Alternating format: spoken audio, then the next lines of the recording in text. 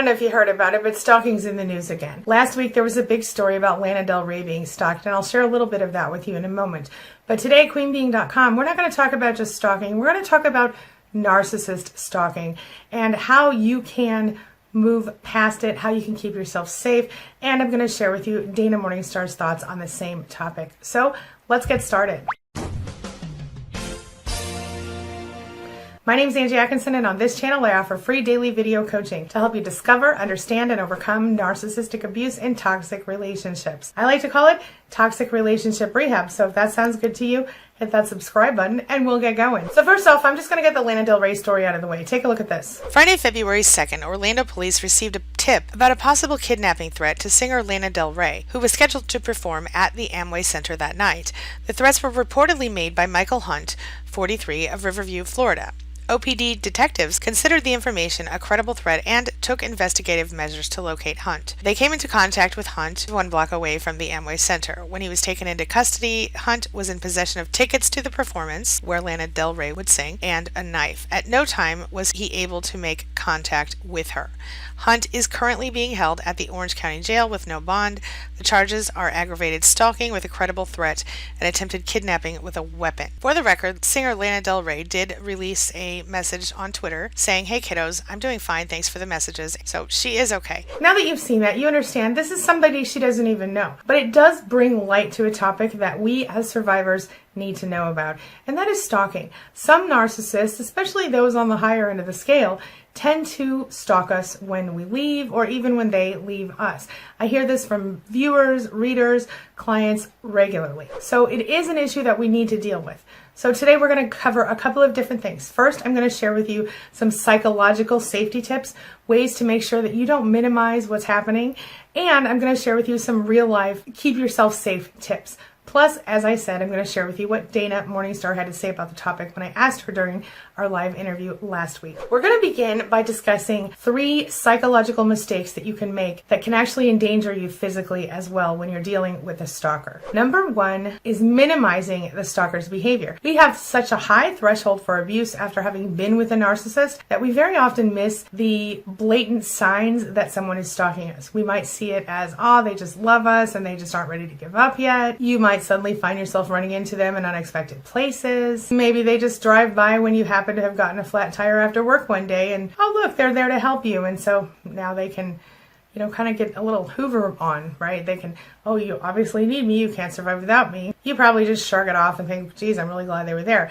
Not thinking that maybe they actually stabbed a hole in your tire in order to get you to stop right there so they could help you and get you back into good graces. Another thing to think about is if you're an empath like we are, like I am, like you are, it tends to make us want to help fix people. So we might try to be their therapist. We might try to think, well, what is it that's causing this person to follow me around? What is the motivation and how can I help them get through it? Maybe they had a hard childhood like we may have had, and maybe we think, well, maybe it's just going to be a little easier if I just give them a little more of my time and energy and things will get better. Just remember, this is one more way they hoover us back in, and it's one more way that their stalking is working to control us. You have to remember that you're not going to be able to fix it for them. Even if you visit one last time or you get together one last time, whatever their request is, you can't make it better. It is no longer your problem to solve, so you have to be okay with letting them handle it themselves. This may mean that you stay safe where you might not otherwise. Remember, as your ex, this person knows exactly what to do to push your buttons, and so they're going to use every single tool at their disposal.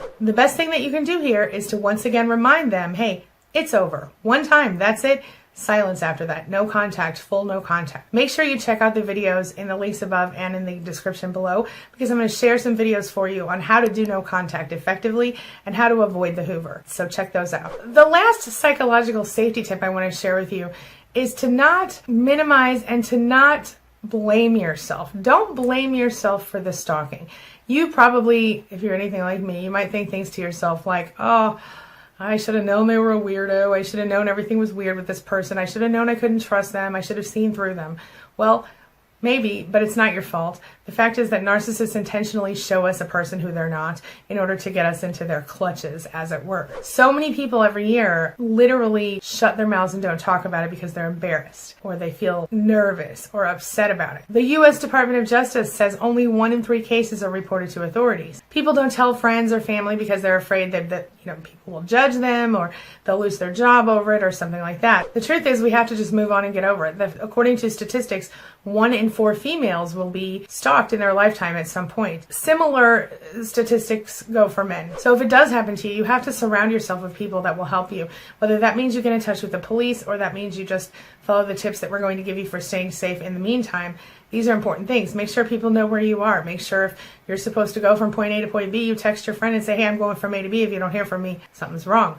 Whatever you need to do, do what you have to do to stay safe. This is really important. Now I'm going to let you hear some tips from Dana Morningstar, and then I'm going to share a few more tips with you before we wrap up on how you can stay safe if you're being stalked and how to shake a stalker. So take a look. It goes back to you need to do what you need to do in order to keep yourself safe and sane. I think it depends on the degree and how afraid they are. So at a minimum, I would be very aware of your surroundings, parking under a street light. We have cameras on our house and I have cameras in my car.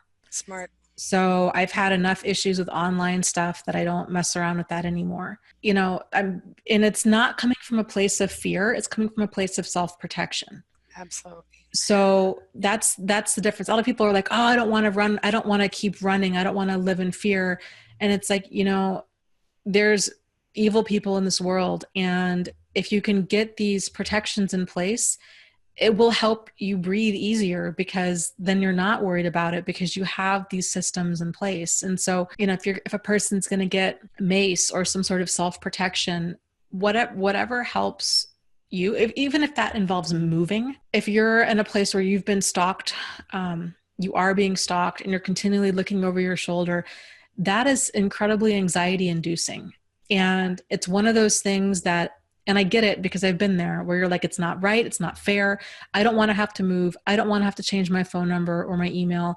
I shouldn't have to do this, but sometimes you need to. And especially if a person's making threats about killing you, harming you, you disappearing, showing up, just being intimidating, it can really just be very nice to put as much distance between you and them as possible.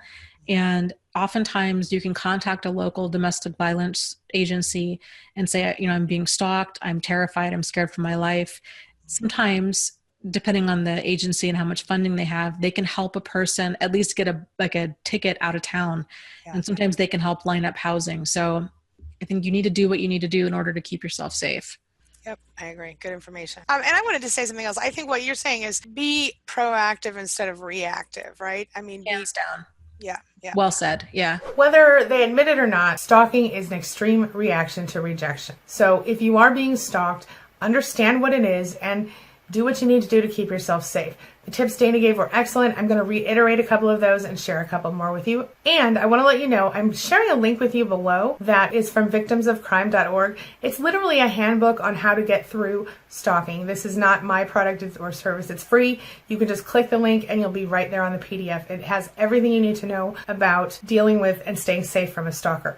But here are my tips. First, always make sure you have a phone with you and preferably one that the stalker hasn't had any access to ever because you don't want them to be kind of stalking you through your phone. Fact is, it's real simple to put an app on a phone that allows you to follow a person, and if you remove the shortcut and you're not technically inclined, you might not even realize it's on there. They might be stalking you through your phone. Make sure you memorize your emergency numbers. So if it's 911 if you're in the US or whatever it is for your country, make sure you know those numbers. Make sure you know who to call in the case of an emergency. Certain friends and family members that might be helpful to have around should also be kind of on speed dial, Treat every single threat from this person as legitimate and report it to the police or whoever your law enforcement agency is in your area, and make sure every time you do this. You should also be keeping a notebook documenting everything. Make sure that you vary your routines. Don't have the same routine every single day when you're dealing with a stalker. I know it's a pain in the butt, but come up with new routines, new routes to work. Don't ever do the same thing 2 days in a row because that will make it harder for them to stalk you and harder for them to plan any sort of crime against you. Try to shop at different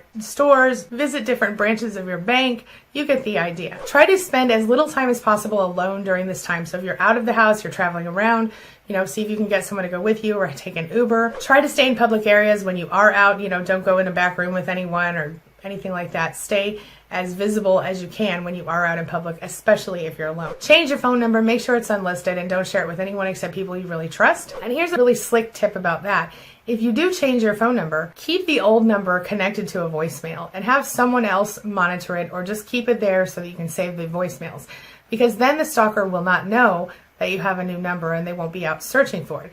This way, either law enforcement or a friend of yours or someone can monitor the calls. Remember that the messages a narcissist leaves on that number can actually be evidence for you later if you need them in court, or if police want to press charges on them on the behalf of the state. Actually, one of my clients had used text messages from her narcissist and a couple of voicemail messages. She was able to go to her phone provider and they were able to give her, sort of official copies, and she submitted them to the court, and they were actually used to enforce a restraining order so that she was able to stay safe from this person. The same messages were used to remove this person from her office, where they had also been working and had been using the office to stalk her. So it does matter, and this is a really important tip. Definitely don't interact with the person who is stalking you, and definitely make sure that you consider getting an order of protection against that person. It might be easier to do than you think. Check with your local police department or authorities on how you can do it where you live. Bottom line, trust your instincts, trust your intuition, and be aware even when you're at home, but especially when you're out in the world. When you're at home, do what Dana said. Get some cameras, get cameras in your car. Make sure that you document as much as you possibly can of any sort of stalking or harassment that is happening. If you do find yourself in danger, here are a few places that you can go. You can go to the police station, your friends or family members' houses, as long as those are people who are not connected to the narcissist. Domestic violence centers, churches, or other places of worship. Public areas sometimes will be enough to drive them away, because, even a park or a restaurant or something like that, because it kind of offers the exposure factor. When you're at home, identify safe escape routes. Make sure your kids know them if you have them. Make sure to install solid core doors with deadbolt locks. If you don't have all the keys to the locks and the narcissist has once lived with you, change the locks. Make sure that your kids know a certain word, a code word, so that if they get picked up from somewhere or something like that, they know, okay, bunny is the code word. They won't go with anyone who doesn't say bunny. That will be helpful when you're dealing with a stalker. Tell your neighbors, and if you have neighbors that you can trust, give them a certain code word or a certain signal that if you need them to call police, will appear innocent to the stalker. So maybe you will say to the neighbor, I noticed you hadn't cut your grass last week, or something like, oh, everything's just fine, my friend. When you normally would just say everything's cool, or whatever. Come up with some innocent sounding phrase that you can say to a neighbor so the neighbor knows, oh, that means I need to call the police because something is wrong. Have a bag of things ready to go. If you do need to rush out of your home, make sure you have like an overnight bag packed, and make sure that you share photos of the stalker with your security people at work if you have them, or the front desk person. Make sure that everybody at your child's school knows about it, or your school if you're still in school. Don't walk to your car alone. Make sure a security guard or a friend walks you out. If you do have a copy of a protective order, make sure that you give it to your child's school or daycare, and a copy to your office or your HR people so that they know this is a legal issue. Above all, stay safe and know that this is serious. Every day we hear horrible things that stalkers have done to their victims. In this case, let's go for a story where you end up safe and the stalker ends up handled by authorities. If you follow these tips, you've got a good shot at that. This brings me to the question of the day. And the question of the day is, if you've been stalked by someone in the past, or you're being stalked by someone now, what safety measures do you recommend other survivors take? Share your thoughts, your ideas, and your experiences in the comment section below, and let's talk about it. Real quick, don't forget, check out the links above and below for avoiding the Hoover and steering clear during no contact. And if you need me to make another video on this, let me know. I will be producing a video on how to stay safe on social media in the near future.